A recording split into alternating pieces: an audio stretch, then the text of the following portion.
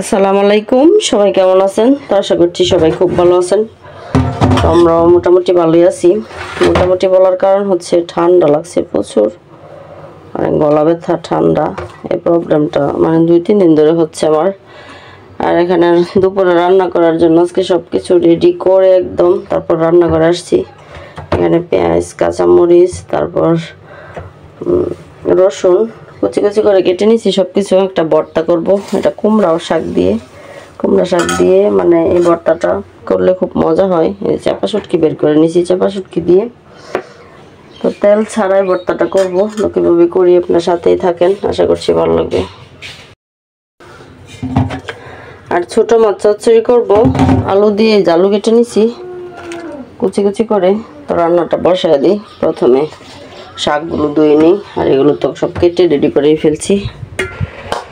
রান্না বসাবো শুধু। আর আকাশের অবস্থা আজকে খুবই খারাপ, মেঘলা মেঘলা একটা ভাব, যখন তখন বৃষ্টি আসবে।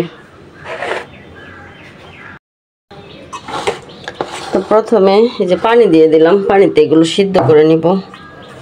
কাঁচামরিচ, তারপরে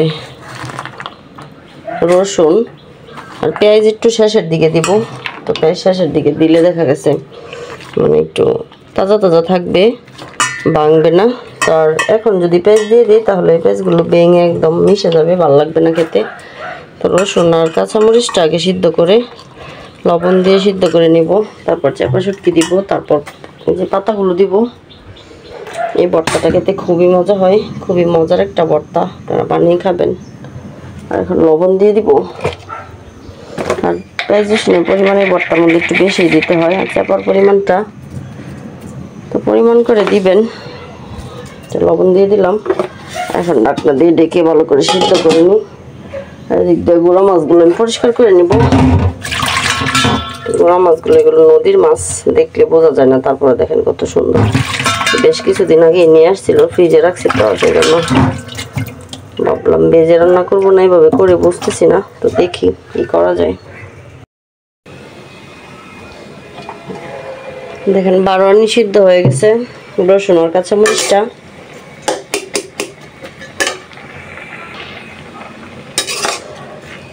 যখন এরকম 12 আনি সিদ্ধ হয়ে আসবে এই যে রসুন আর কাঁচামরিচ, তখন এই যে শাকগুলো দিয়ে দিব, কুমড়ো শাকগুলো,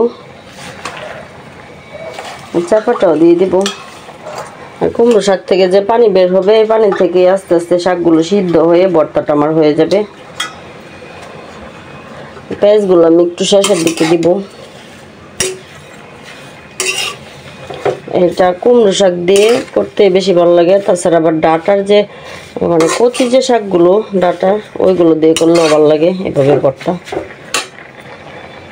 চাপা শুটকিগুলো দিয়ে দিই।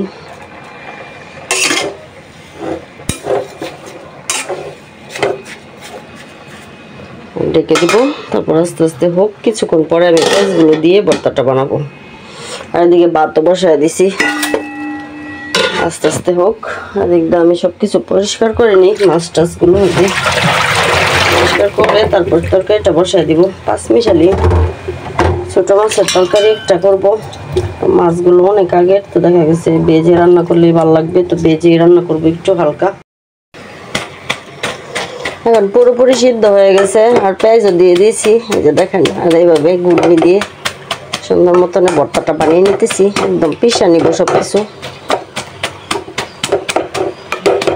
একদম শুকনো শুকনো হবে। ছোটো মাছের তরকারিটা বসায় দিব। এটার পরে মাছগুলো হালকা একটু ভেজে নিতেছি। দেখা গেছে ফ্রিজের মাছ বেশ কয়েকদিন আগে আনা ছিল, সেজন্য বাঁচতে হলো, তা না হলে বাঁচতাম না। ছোটো মাছ না ভেজে রান্না করলে ভালো লাগে। তো দেখা গেছে এগুলো যেহেতু অনেকদিন আগে নিয়ে আসছিল, তো ভাবলাম ভেজে রান্না করি, তা নাহলে কেমন যেন একটা গন্ধ গন্ধ করে। আর দিনের অবস্থা দেখেন, অন্ধকার হয়ে যেতেছে সব কিছু, মনে হইতেছে বৃষ্টি পড়বে, জোরে সোরে একটা বৃষ্টি আসবে।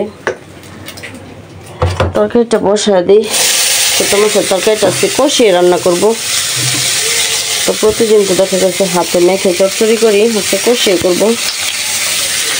কষিয়ে এভাবে রান্না করলেও ভালোই লাগে।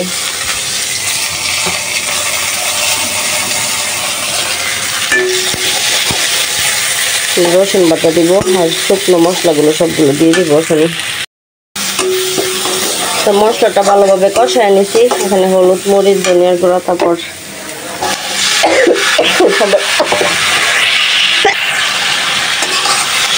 মশলাটা ভালোভাবে কষিয়ে হলুদ, মরিচ, ধনিয়ার গুঁড়া আর সামান্য একটু রসুন বাটা সব কিছু দিয়ে মশলাটা কষিয়ে এখন আলুগুলো দিলাম। আর মাছগুলো যেহেতু ভেজে রান্না করছি, তো বগলা মাছকে তরকারিটাও কষিয়ে রান্না করি, তাহলে খেতে ভালো লাগবে। ফ্রিজে যতদিন মানে মাছ বেশি দিন থাকলে তো এভাবে কষিয়ে তারপর এভাবে মাছ ভেজে তারপর রান্না করি আমি, তাহলে খেতে ভীষণ ভালো লাগে। তো অনেক দিন আগের মাছ দেখা গেছে এভাবে না রান্না করলে কেমন একটা গন্ধ আসে। এদিক দিয়ে ছোটো মাছের তরকারিও হয়ে গেছে প্রায়, দেখেন কিছু ধনিয়া পাতা দিয়ে দিই। রান্না বান্না শেষ, এখন রান্নাঘর থেকে বিদায় নিব। আর বিদায় নেওয়ার আগে এগুলো ব্লেন্ড করব। রসুন বাটা শেষ হয়ে গেছিলো, তো ভাবলাম রসুনগুলো ব্লেন্ড করে ফেলি, যেহেতু কারেন্ট আছে। এখন কাজগুলো শেষ করে একবারে রান্নাঘর থেকে বেরিয়ে যাব আর ঘর মুছবো, গোসল করবো।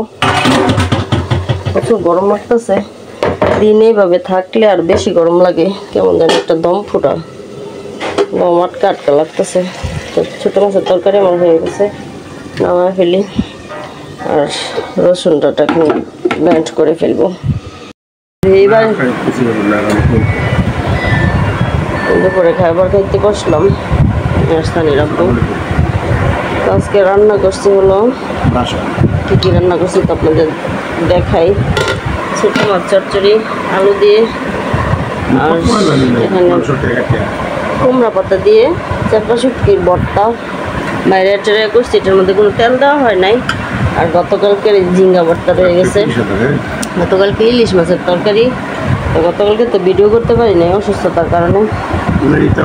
গতকালকে যে রান্না করা করছিলাম সেগুলো আছে, তো গরম করে নিলাম। সানিরা পর আমি দুপুরে খাবার খেতে বসছি, ও একটু লেট করে আসছে।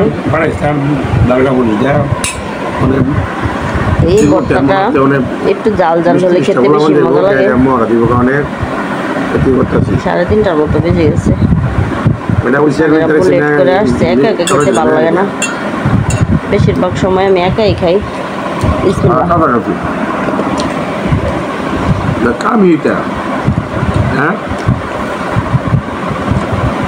মিট মাট মানে এটা হাই লেভেলে গেছে খুবই জাল হয়েছে। মনে করেন জাল না হলে ভর্তা এরকম এই টাইপের ভর্তা ভালো লাগে না। তো সবার লাগে আমার সাক্ষাৎ ভালো ভর্তা নিয়ে আসে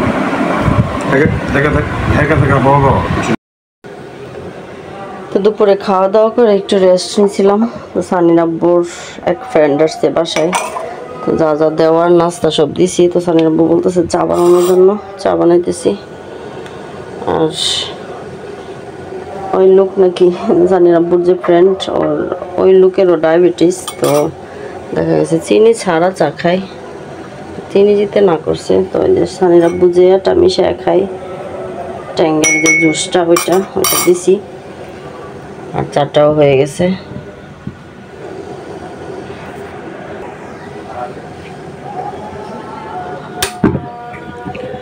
আসরের আজান দিতেছে, আসরের নামাজের সময় হয়ে গেছে। তো চা বানিয়ে দিই ওদেরকে, আর বাকি যা ছিল বাসায় তাই দিছি, নাস্তা হালকা পাতলা।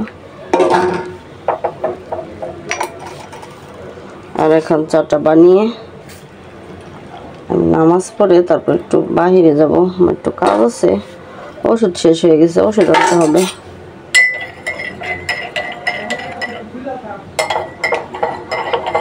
সানির আব্বু তো আগে থেকেই চিনি ছাড়া চা খায়, আর বাসায় যে উনি আসছে উনিও চিনি ছাড়া খায়, বলতেছে চিনি ছাড়া চা দেওয়ার জন্য।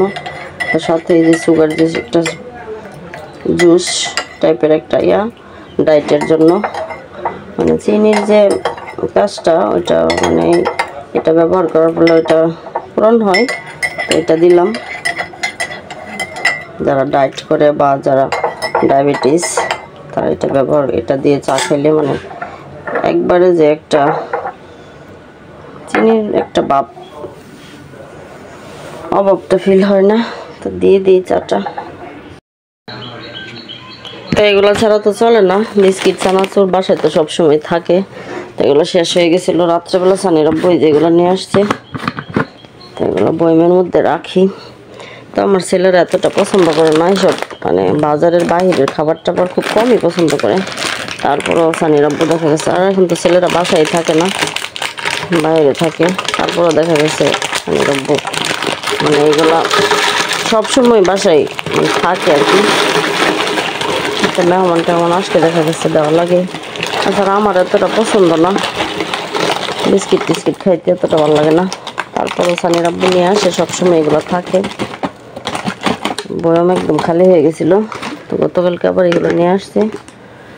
আর এই বিস্কিটগুলো জানি কেমন, আমি খাইনি আগে। তো এখানে 2-3 ধরনের বিস্কিট নিয়ে আসা হয়েছে। এই যে, আর এই চিপসগুলো খেতে কিন্তু অনেক মজা। তো চিপস নিয়ে আসছে আমার জন্য, এই আমি খুব পছন্দ করি। আর বাটার বান নিয়ে আসছে, এটাও আমার খুব ভালো লাগে। আর এটা চা দিয়ে খেতে এই রুটিগুলো আমার ভীষণ ভালো লাগে। তো কম কম করে আনতে বলছি, বেশি আনলে দেখা গেছে মানুষ বাসায় নষ্ট হয়ে যায়। তো এগুলো এখন রেখে দিব বয়ামে সব কিছু। বয়ামে না রাখলে দেখা গেছে কেমন জানি একটা গন্ধ হয়ে যায়, তারপর আবার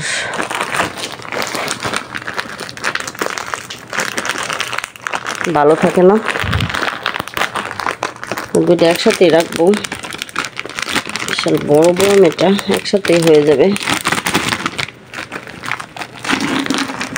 আমি একটু বাহিরে যাব।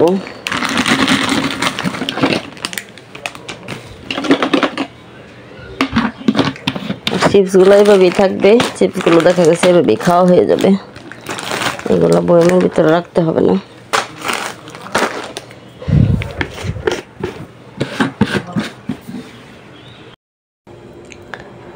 তা এখন সময় হচ্ছে সন্ধ্যা 6:30।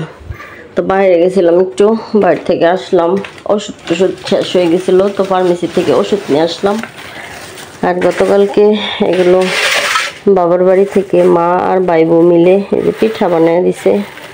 তো ঈদের সময় দেখা গেছে এই পিঠাগুলো বানানো হয় গ্রামাঞ্চলে, খুবই ভালো, মানে গ্রামে এগুলো দেখা যায় বেশিরভাগ। তো এখানে 2-3 জাতের পিঠা আছে, তো আপনাদের খুলে দেখাই। ভাবলাম রাত্রেবেলা নিয়ে আসছি, তো এগুলো এভাবে রেখে দিয়েছিলাম। এগুলো ফুল পিঠা, শিরিষ দিয়ে বানানো হয়, এগুলোকে শিরিষ পিঠা বলে।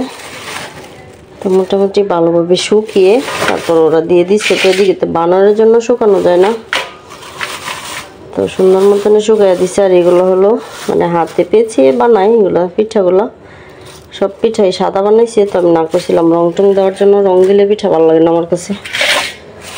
তো এটা এক ধরনের, এটা এক ধরনের। এটা হাতে বানানো হয়, হাতে পেঁচিয়ে পেঁচিয়ে ঘুরে ঘুরে তেলের মধ্যে। আর এটা শিরিষ, চিকন শিরিষ দিয়ে বানানো হয় এটা। আর এখানে আছে হলো, খুলে দেখাচ্ছি। আর এগুলো হলো ফুল পিঠা, তো পাকুন পিঠা যাই বলতে পারেন। এগুলো হাতে বানানো হয়, তো অনেক লোক একসাথে বানালে দেখা গেছে মানে এগুলো বানানো তাড়াতাড়ি হয়ে যায়। গ্রামের মধ্যে তো দেখা গেছে এইগুলা মানে অনেক লোক একসাথে বসে তারপর বানায় এই পিঠাগুলো, খুবই সুন্দর। তারপর তেলের মধ্যে বাজে, দেখেন একটা ডিজাইন কত সুন্দর হয়েছে। তো এখানে অনেক পিঠাই আছে, এগুলো আমি এই যে বক্সের মধ্যে রাখবো। তো এই পিঠাগুলো সানির আব্বু খুবই পছন্দ করে খেতে, আমার ছেলেরাও খায়, তবে এতটা না। সানির আব্বুর পছন্দ। তো এগুলো শুকানো লাগে না এই পিঠাগুলো, তো শুধু তেলের মধ্যে ভাজলেই হয়। বানানোর পর তারপর তেলের মধ্যে ভাজলেই একটু ভালো করে ভাজতে হয় আর কি। তো বেশি দিন রাখা যায় না, পিঠাগুলো খেয়ে ফেলতে হয়। তো এগুলো এখন